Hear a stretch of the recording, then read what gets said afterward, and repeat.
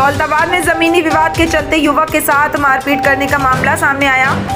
दरअसल दौलताबाद के कुछ स्थानीय लोगों का लैंडमार्क बिल्डर के साथ कुछ जमीनी विवाद चल रहा है, जिसके चलते ग्रामीणों ने 14 सितंबर को लैंडमार्क की एक सोसाइटी के बाहर जोरदार प्रदर्शन किया था, जिसके बाद प्रदर्शन में शामिल दिनेश पर बीती शनिवार यानी 20 सितंबर की शाम जानलेवा हमला कर उसे गंभीर रूप से घायल कर दिया गया।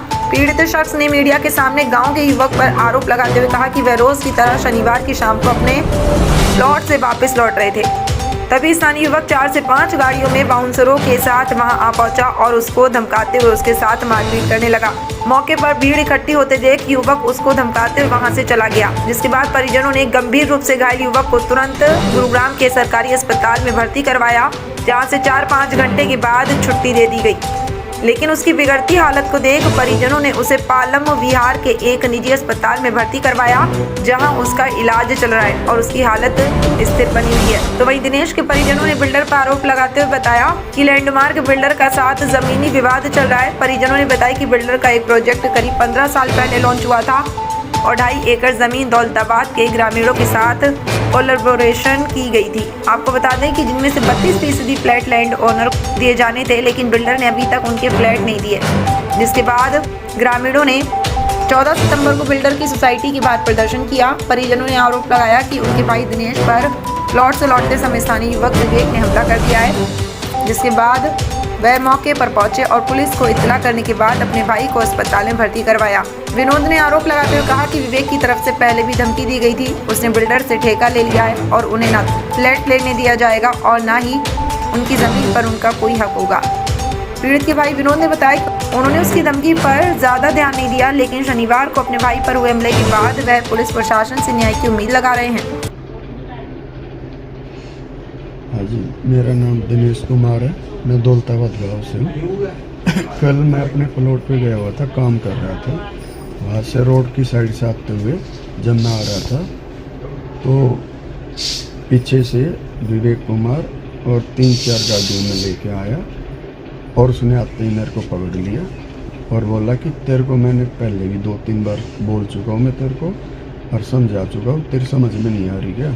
मैंने बोला भाई क्या दिक्कत है, तो वो मेरे को बोला मैंने ठेका ले रखा है, तेरी समझ में नहीं आई, ये फ्लैट तुम्हें बिल्डर को देने ही पड़ेंगे। विवेक कौन है और ठेका किस चीज़ का ले रखा है? जी, विवेक लैंडमार्क की तरफ से है और इन्होंने मेरे को बोला हुआ कि भाई तेरे फ्लैट तो लैंडमार्क में तेरे को देने ही पड़ेंगे। और इससे पहले भी कोई ऐसी बात हुई है इस चीज़ को लेकर? 3-4 बार पहले भी हो चुका है। मेरे को रास्ते में फ़ोनों पे धमका चुका है, बोल चुका कि तू मान या ना मत मान, लेकिन फ्लैट में तेरे को देने ही पड़ेंगे और बिल्डर को ही देगा तू और मैं दिलवा के रहूँगा। कल जो हादसा हो किस समय हुआ था, क्या क्या हुआ था, वो थोड़ा सा बता दीजिए।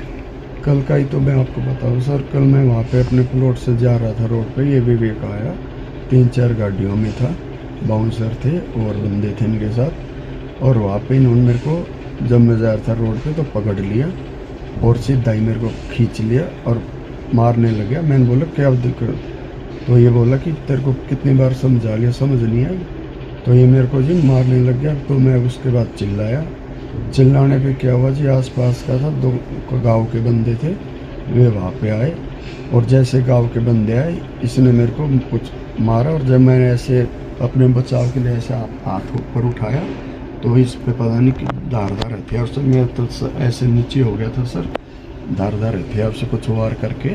और जैसे गांव के बंदे और बंदे मेरे घर के परिवार के 1-2 आसपास के थे आए, आते ही एकदम गाड़ी में बैठ के भाग गया और जाते जाते ही बोल के गया कि फ्लैट तो देने ही पड़ेंगे तेरे को। तो जी जब ये मेरे को वहाँ पे मार रहा था और खींच रहा था गाड़ी के अंदर, तो जैसे गांव के बंदे आई ना और शोर शराबा हुआ, तो जी ये फिर एकदम भाग लिए वहाँ से भाग के गए, ये गाड़ी उड्डी छोड़ के वहाँ पे और भाग गए वहाँ से। तो मेरे को यहाँ पे हाथ में खून ज़्यादा आ गए थे, तो उसके बाद फिर गाँव वाले बंदे थे, 1-2 भाई थे, वे मेरे को लेके हॉस्पिटल में गए, सेक्टर 10 में हॉस्पिटल में था सरकारी में, वहाँ पे लेके गए। वहाँ पे जाके मेरा ट्रीटमेंट हुआ और जो भी रिपोर्ट होती है बनाती है वो बनाई। उसके बाद फिर डॉक्टर बोले कि ठीक है आप घर जाओ, आपको आराम करो। मैंने उसको बोला भी था डॉक्टर को, हाँ जी मेरी हालत थोड़ी ख़राब है, मेरे को सही नहीं लग रहा। तो बोले नहीं ऐसा कुछ नहीं है, आप थोड़ा खाना पीना करो और हो जाएगा। तो जी मैं वहाँ से आ गया। वहाँ से आते हुए क्या हुआ, जब मैं गाड़ी में था अपने घर के पास, आने ही लग रहा था, रास्ते में पहुँचने वाला था, उससे पहले ही क्या हुआ कि एकदम मेरे को एकदम चक्कर आया गाड़ी में बैठे बैठे और मेरे को घबराहट बन गई। तो मैंने अपने साथ जो भाई थे उनको बोला, भाई मेरे को तबीयत थोड़ी ख़राब हो रही है, आप है ना मेरे को एक बार हॉस्पिटल में दिखा लो। तो मैं उसके बाद फिर यहाँ पे हॉस्पिटल में आया। हॉस्पिटल में आने के बाद डॉक्टर ने फिर मेरे को ट्रीटमेंट किया और एडमिट किया। अभी कोई एफआईआर अपने की कोई शिकायत वगैरह पुलिस में दी है? जिस शिकायत तो जो भी है मेरे को तो पता नहीं, मैं तो वहाँ से आ गया था, वहाँ पे मेरी हालत ख़राब थी। मैं तो उसके बाद जो इसका असर बहुत लोगों पे पड़ेगा। जो इसके कंपनी के बायर हैं वो शायद अब इस चीज़ पे सोचेंगे कि हमने ऐसी कंपनी से फ्लैट नहीं खरीदने चाहिए। हमारा और इसका विवाद चलते हुए 15 साल हो चुके हैं और अब हमारे ज़मीन के ऊपर उसे जो फ्लैट बना के देने थे वो आज तक इसने नहीं दिए हैं। और अब इसमें हमारे गांव का एक लड़का है जिसका नाम है विवेक कुमार सनोज श्री नरेंद्र, उसको रख लिया है इस काम के लिए कि तुम इस पे ध्यान, हमारे पे ध्यान रखिए और हमें फ्लैट ना लेने के लिए दबाव बनाएं। और हम कोई भी काम करें, कंपनी से कोई बातचीत करना चाहे तो उसके लिए अभी कंपनी ने ये हाल कर लिया है कि तुम इनको ज़मींदारों को, किसानों को धमका के रखो, इसके एवज में हम तेरे साथ हैं। ये कंपनी ने नरेंद्र के बेटे विवेक को बोला है। अभी जो जिनके साथ उनकी हालत अभी गंभीर है। कल जब उस हालत में उसको हॉस्पिटल ले जाया गया तब सरकारी हॉस्पिटल में एडमिट करा दिया गया था उसको, लेकिन उन्होंने 3-4 घंटे के बाद उसको डिस्चार्ज कर दिया, जबकि हालत ऐसी थी नहीं। उसके बाद रास्ते में उसकी हालत और भी ख़राब हो गई। इसके बाद उसको हमने इस मणिपाल हॉस्पिटल में एडमिट कराया। अब डॉक्टर ने बताया कि पहले से थोड़ी बेहतर है। अब आगे क्या कुछ प्लान होगा, क्या नीति रहेगी आपकी? हमारी नीति तो ऐसी कोई प्लानिंग हमारी तो नहीं है। हमारा तो किसान आदमी, हम कोई ऐसी बड़ी प्लानिंग नहीं कर सकते। हम बिल्डर के साथ, बिल्डर ने तो ये सोच लिया कि किसानों की ज़मीन को मैं खा लूँ, क्यों पैसे दूँ इनको, क्यों मैं फ्लैट दूँ इनको, क्यों पेनल्टी दूँ इनके फ्लैटों की। किसान को इतनी नॉलेज होती कहाँ पे। लेकिन ये हमने भी सोच रखा है कि हम बिल्डर को ऐसा नहीं करने देंगे। अपनी ज़मीन के हम मालिक है, वो हमारी पुश्तैनी ज़मीन है, उसके ऐसे तो नहीं जाने देंगे कि हम बिल्कुल छोड़ दें उसके कहने पे। कैसे छोड़ दें हम? अभी तो कोई एफआईआर दर्ज हुई है, कोई शिकायत आपने पुलिस को दी है? शिकायत हमने दी है और 2-3 दिन का पुलिस ने कहा कि हम आपको फिर बुलाएंगे। उसके बाद क्या कार्रवाई होगी, क्या कुछ होगा वो हमें बताएंगे। 24 घंटे बीत चुके हैं, क्या पुलिस ने अभी तक पीड़ित का बयान लेने की कोशिश की है? पीड़ित का बयान तो पुलिस ने तो अभी तक नहीं लिया है, जबकि उनको लेना चाहिए था, क्योंकि वो कंपनी की तरफ की बातें करते हैं। शायद हमें तो ऐसा लग रहा है कि हमारी बात को इग्नोर किया जा रहा है। जी एक बार फिर इकट्ठे हुए हैं, इससे पहले भी एक बार इकट्ठे हुए थे आप, तो क्या कुछ मामला है ये बताएंगे थोड़ा सा? सर जी, कंपनी के साथ एक कोलैबोरेशन एग्रीमेंट करा था, जिसकी नियम शर्तें जो है, कंपनी वाला लैंडमार्क अपार्टमेंट कंपनी है, सेक्टर 44 में इनका ऑफिस है। ये काम को हमारे को ना तो समय पर पूरा कर रही हैं, ना हमारे को जो है ये फ्लैट दे रही हैं और हमें डराने और धमकाने का काम कर रही हैं। इन्होंने एक विवेक कुमार है, सन ऑफ नरेंद्र सिंह, गांव दौलताबाद का ये रहने वाला है। ये कह रहा है कि भाई मैंने कंपनी से ठेका ले लिया है, ना तुम्हें फ्लैट लेने दूंगा, ना तुम्हें ज़मीन लेने दूंगा, तुम्हें कुछ भी अब मैं कंपनी से नहीं लेने दूंगा। अब ये कंपनी की मलकियत है तुम्हारी ज़मीन। अगर तुमने कोई भी आनाकानी भी इसमें करी तो सबको तुम्हारे को मैं अब जान से मारने की जिम्मेदारी मेरी है। ये विनोद कौन है, जरा बताएंगे आप? विवेक है, विवेक है कौन है? जो ये विवेक है ये हमारे ही एक गांव का लड़का है, जिसका कोई कंपनी से मतलब नहीं है। इसकी भी हमारी ज़मीन में ज़मीन शामिल थी। इसका पिताजी ज़मीन को पहले बेच चुका है। अब ये कह रहा है जैसे मेरे पिताजी ने ज़मीन बेच दी है, अब तुम्हारी भी इसी प्रकार मैं ज़मीन बिकवा दूंगा, तुम्हारे फ्लैट बिकवा दूंगा, तुम्हें हिस्सा नहीं लेने दूंगा। बेवजह हमारे ये पीछे पड़ा हुआ है, काफ़ी दिन से हमें ये धमकियाँ दे रहा था, जो कि हमने सोचा कि भाई चलो ठीक है, ये कह रहा है, ये क्या कर सकता है। लेकिन कल इसने दिनेश के ऊपर हमला करके उसे उठाने की कोशिश करके, किडनैप उसका करने की कोशिश करके न कल उसने ये साबित कर दिया कि जो ये कह रहे थे इसने वाकई में उस काम को अंजाम दे दिया। दिनेश कौन है बताएंगे थोड़ा सा? दिनेश मेरे चाचा का लड़का है, चंद्रभान का, और उसको ये वो मेरे को भी कह रहा था कई दिन से, भाई मेरे को ये बोलता है विवेक, मैंने बोला भाई मेरे को ही बोलता है, लेकिन हमने सोचा कि भाई हम क्यों मतलब ये इस तरह की हरकत करेगा। इसको कितनी गाड़ियाँ मौजूद थी वहाँ? कल जब मैं वहाँ पे मौके पर गया था तो किडनैपर जो थे गाड़ी छोड़ कर भाग चुके थे। मौके पर वहाँ पे एक गाड़ी थी या दो थी, मैंने जल्दबाजी में इतना वो जो है मैं नहीं समझ पाया एकदम से चीज़ों को। दिनेश को काफ़ी चोट लगी हुई थी हाथ के ऊपर, उसके हाथ पे जो कपड़ा बंधा हुआ था उसमें से खून का पकड़ा था।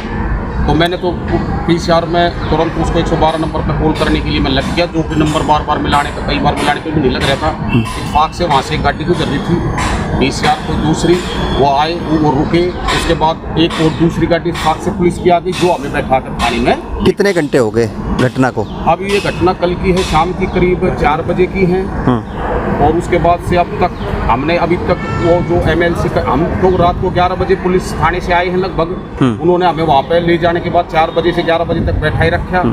अब थाने से क्या अपेक्षाएं हैं आप लोगों की, जो पुलिस प्रशासन क्या कह रही है? हम तो ये चाहते हैं कि पुलिस निष्पक्ष जांच करे, जिसका भी कसूर है उसको वो कसूरवार साबित करे, ये नहीं करे कि किसी भेदभाव में किसी का पक्ष लेके ऐसे काम करे।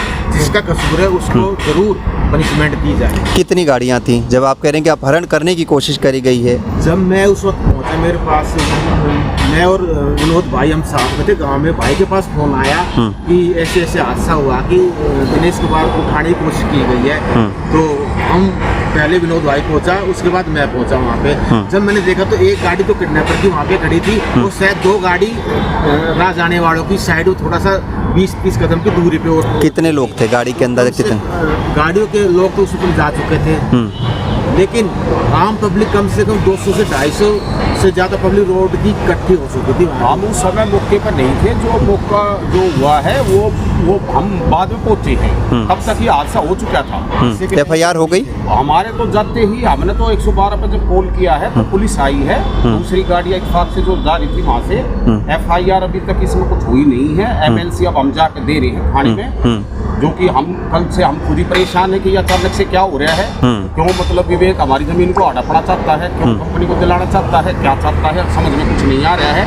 11 बजे थाने में से आने के बाद सारी रात हम परेशान रहे हैं। अब हम MLC को लेकर थाने में जा रहे हैं और थाने में जाकर बता रहे हैं कि इस तरह से दिनेश अभी हॉस्पिटल उस जगह पे कोई CCTV कैमरा वगैरह मौजूद थे क्या? वहाँ पे जो ये हम एकदम जल्दबाजी में नहीं देख पाए कि भाई वहाँ पे कुछ है ना है, क्या हुआ। हम इतने एकदम से सब कुछ अचानक से हुआ कि हमें ये सब इन चीज़ों का कोई अंदेशा ही नहीं था कि क्या है वहाँ पे। तो जाके अब कैमरा वगैरह की जांच दो, अब मतलब आगे का जो प्रोसेस जो कार्रवाई हो अपनी जो जिसने करनी है वो करेगा, पता। ठीक। वीडियो रिकॉर्डिंग है या कोई फुटेज है आपके पास?